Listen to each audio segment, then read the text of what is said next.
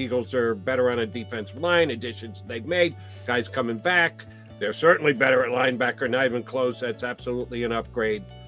Even though I was a big Steven Nelson fan, I'm a bigger James Bradbury fan, so I think they're better on the corners. Offense, the line's intact, as was. The running backs are intact. Well, we'll see about Jordan Howard. But as they are, the quarterbacks are the same. You had a star wide receiver at A.J. Brown. Well, I guess you could question backup tight end because at the beginning of last year, remember, Zach Ertz, depends on what you're talking about. At the end of last year, the roster that played in the playoffs or at the beginning of training camp, tight end would be one. Safety is a question for me coming into the season. And you and I both have talked extensively about Marcus Epps and the fact that the Eagles are high on him and they're ready to hand him a job.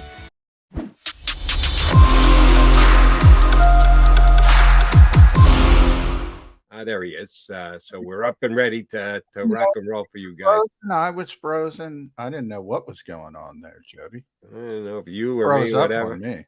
They grabbed me back quicker. I was saying, don't know if you heard me, Eagles single game tickets go on sale today. And more power to anybody who can grab them, wants to grab them. You got to do so at Ticketmaster at 10 a.m. sharp. Be quick. I don't know about you. And again, showing my old school colors. I like the fact when you had to go down to the stadium and you had to stand in line and you had to, I know it's massively inconvenient compared to today. Yeah. It's a nice souvenir too, the paper ticket, but that has gone by the wayside as well.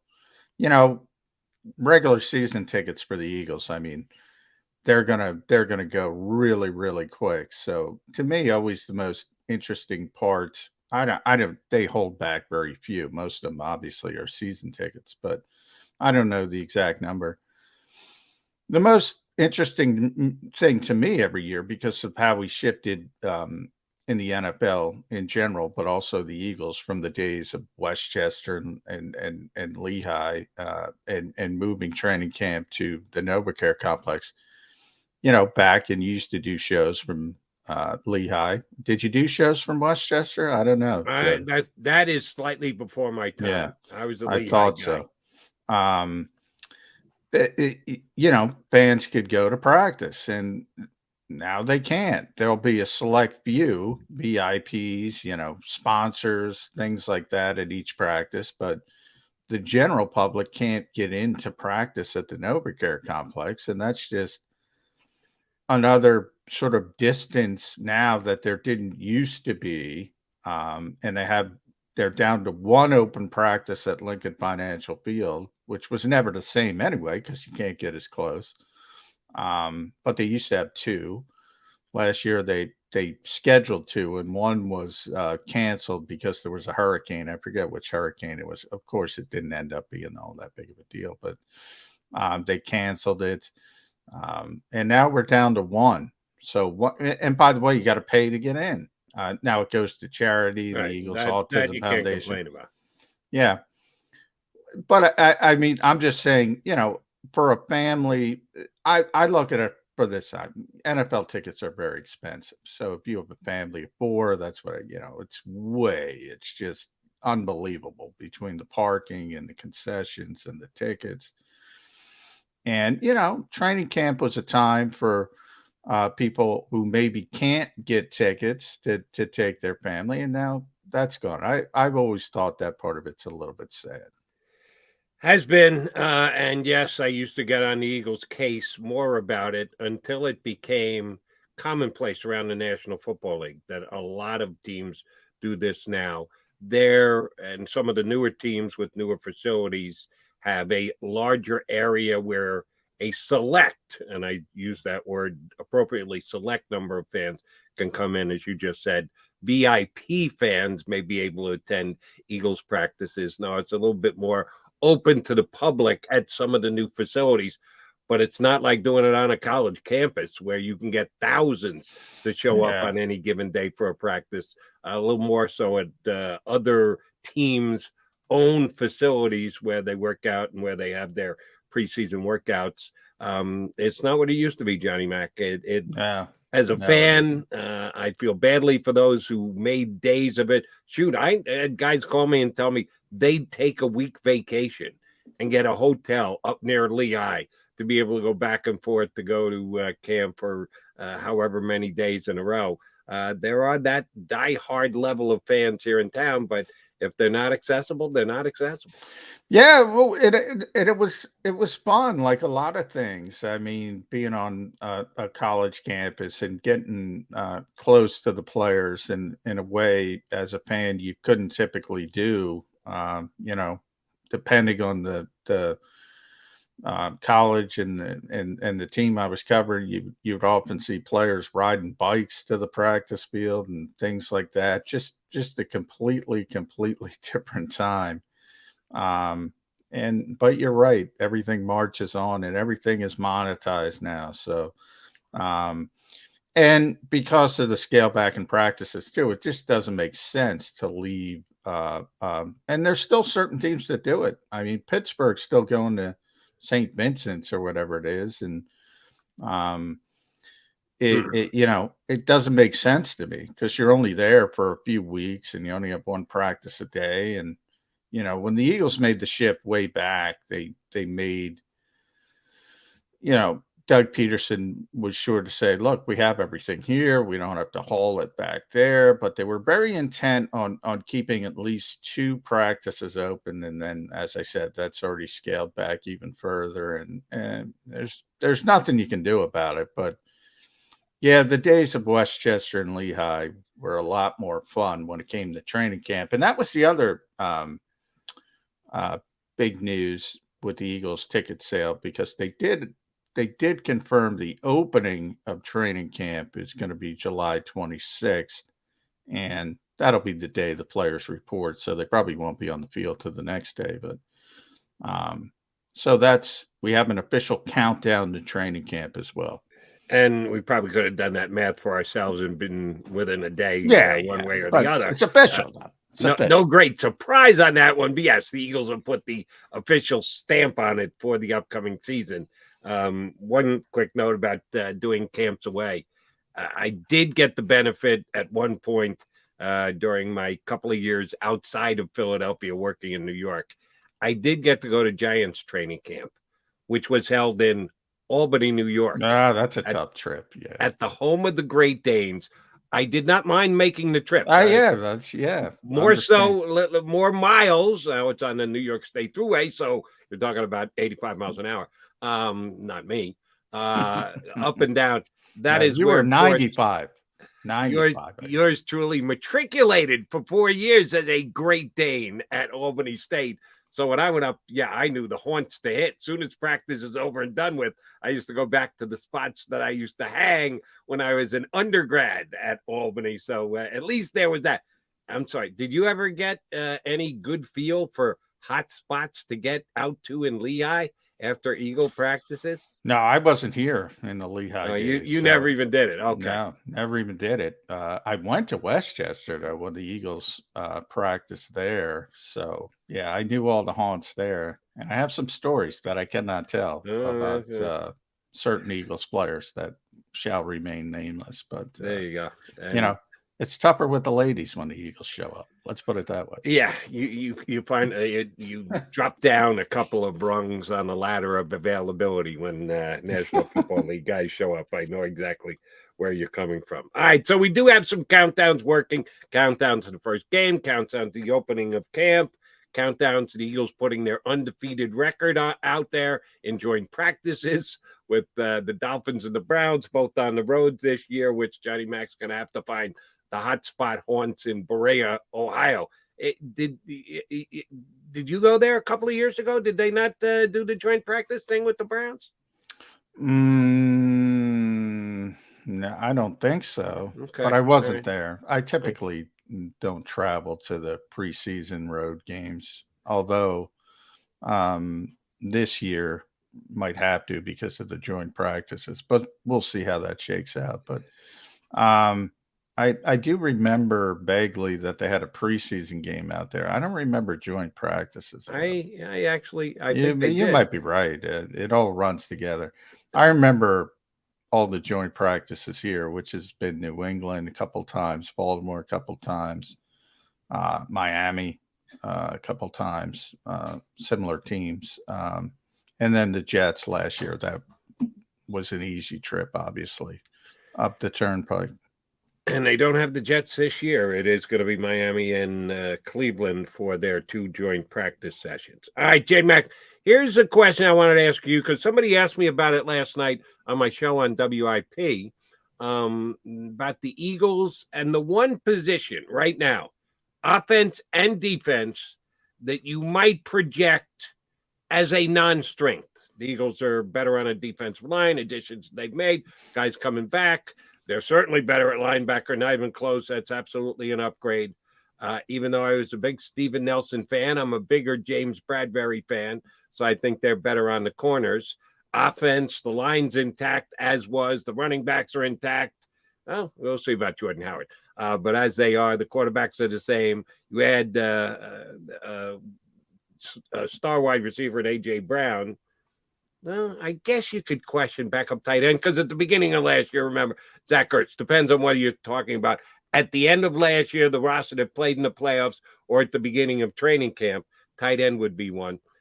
Safety is a question for me coming into the season. And you and I both have talked extensively about Marcus Epps and the fact that the Eagles are high on him and they're ready to hand him a job in the starting lineup. You've gone so far as to say, if they were to get an upgraded player at safety, he'd be more likely to replace Anthony Harris than he is Marcus Epps. But you did say yesterday you think the Eagles are not necessarily done at safety, that they could still add another player there. Add another player. Do me a favor. Give me your best guess scenario. Define that for me. Are we talking about a guy that you and I would handicap and grade out as better than the 2 guys? Are we talking about another veteran that would come in and be part of the mix in the safety rotation? If they're going to add another safety tomorrow, next week, next month, the last couple of days after cuts come down around the National Football League before the season starts, what level player are we talking about at safety? Well, I think they'd love to get a starting level safety, but I think they need depth as well. So I think it's either or. But yeah, I think the first shot, if they can get Clark out of Baltimore, for instance, you take it. You have some trade assets.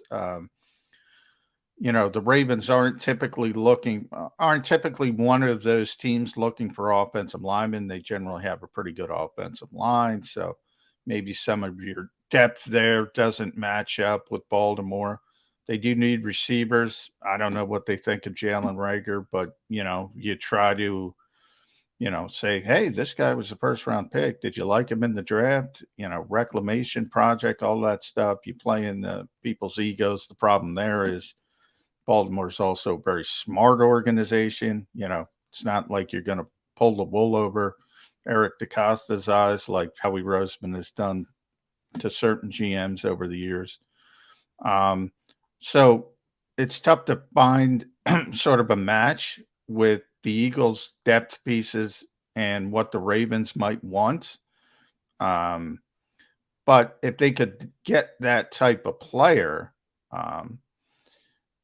I think that would be the best case scenario. But if they can't get that type of player, and Baltimore's been saying for a while now they want to play a lot of 3 safeties, we'll see if that's all hubbubaloo or it's real, and they're just trying to increase his value. But if it is real and you take them at their word, and you can't get him, and Jesse Bates is too expensive, they need a depth piece as well. Unless Kayvon Wallace comes out of nowhere and starts playing like he deserves to be on the field. I mean, in 7-on-7s, the backup safeties were Kayvon Wallace and Andre Sachare, which is why yesterday on the show I'm talking about Jared Maiden. I mean, because there's an opportunity there. And he looked like a safety, at least in t-shirts and shorts, and that's where we are at the safety position. So when you say your most concerning position, it is by far safety. And number two is way back, way back. And mostly number two, you could argue tight end. It's all about depth. It's all about the backups. Right. It's all about, it's not with the safeties, it's about the starters and the backups. And right now, I'm saying because I think more of Marcus Epps than most people in Philadelphia, but I'm not going to sit here and say, well, he's a constant. You're not going to be able to improve over Marcus Epps. I think he's going to get better, but we'll see. If you take if you take the glass as a half empty approach, you got a couple bad safeties and a bunch of bad backups who can't do anything to get on the field over the bad safeties. That's the worst case scenario. I'm going to bet against Marcus Epps making the Pro Bowl, but he can be a solid starter. And J Mac, I just again took a quick peek. Free agent safeties that are out there, as you correctly stated, you can trade for a Chuck Clark. Like to see the Eagles do it if they can make a winning trade there. I don't think they have the cap flexibility to do a Bates deal. People are still holding out hope that something like that can happen. I don't think Cincinnati's trading them. I think they're going to play hardball and tell them, listen, you want to show up, you don't get paid. Fine, you're under contract via the tag. You got to show up and play there, Jesse. So I don't think it's going to happen, but I guess you can hold out hope. The available guys that are still out there, I don't even like them as depth pieces. Do we want to bring Andrew Sendejo back here again? Do you want to go there again? Not at his age. No. Matt Adams, not Matt Adams, Andrew Adams. You want to go there again? No, it really is a devoid group that we're talking about at the safety position. I'm ready to give you guy Maiden a chance back there at safety. Give me a little Andre Sacheret. If you're talking about a trade and getting a guy who's established as a not only proven starter, but a good starter in the NFL, okay, yes, I'd love to see Howie Roseman continue to pursue that. If you're talking about picking up somebody off the scrap heap, we know last year they got Steven Nelson right before camp started. There's no Steven Nelson at the safety position out there this year for the Eagles to be able to pick up. So it's either going to be a trade or they're going to go with what they have on the roster right now. That's the way I look at it. Yeah, I'm with you. I mean, I think Landon Collins is that did he sign with anybody? No, but he's the big name trap. I have no interest in him. Same here. Andrew Adams, as you mentioned, had an interest that they brought him in. Obviously, he didn't make the team, and he went back to the Bucks, and he started a whole bunch of games for him. So, him as a backup, I wouldn't mind that because he's a good special teams player as well. And I'd have to look up his age. I forget, but I think he's 26, he's 27. He's not old. So you don't have to worry about that part of it. That's actually an interesting name. I'm glad you brought him up because they liked him enough to bring him in once. He is a good special teams player.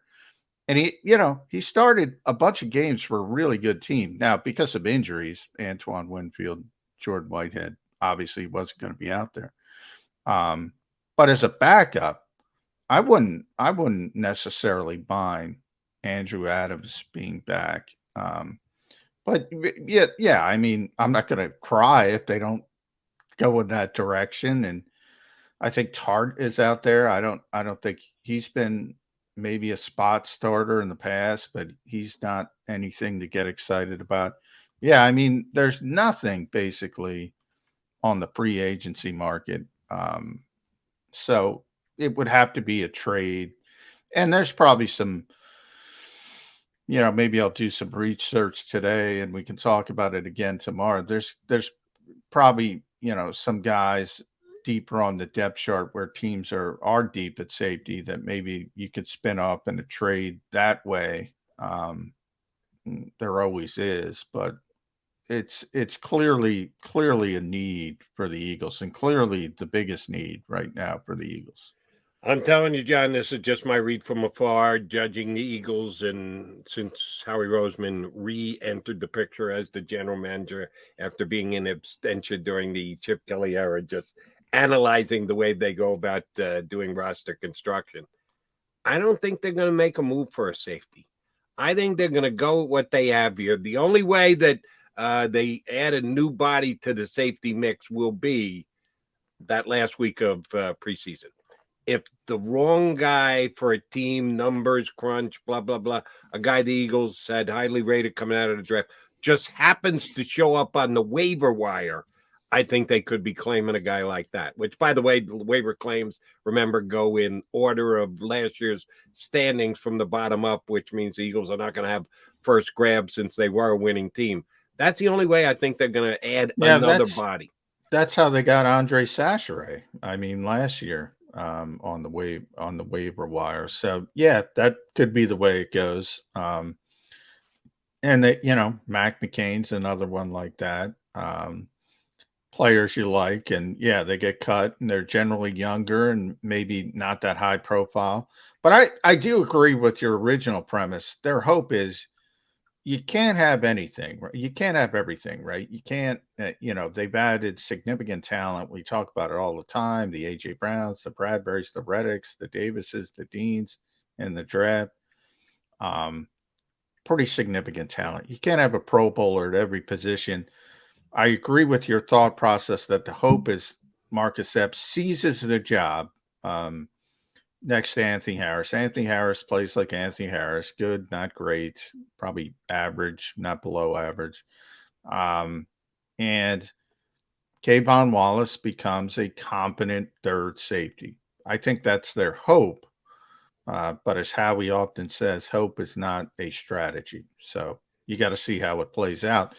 And if they need a safety at cut down day, from which will be 80 to 53, there'll be a lot of bodies out there to where you can improve, at least in the backup position, and at least in special teams part of it and the backup part of it. Judging the quality of the free agent guys who are out there right now, who are available, who are in the league last year, you think might be able to jump in. I just don't like the group. I'm willing to go with the young guys. And yes, the Eagles have shown in years gone by, they like a guy more than John Q. Public likes a guy. They're not afraid to stick with a guy until he absolutely positively proves that he can't play. I think that's where they're at right now. I think they'd upgrade if they could get a player who is more highly thought of, more highly ranked than a Marcus Epps and or an Anthony Harris. They do that. Bates became available. The price was right. You had the cap flexibility. Boom. I think they'd get it done. But just for another guy that they can't even project to beat out either Epps or Harris, I think they're going with the guys they already have on the roster. I.e. John McMullen. I'm Jody McDonald. We are your Birds 365 back of Mac guys. Les Bowen from NJ.com scheduled to join us coming up in just a bit. Hopefully Les is ready to rock and roll when we come back here on Birds 365.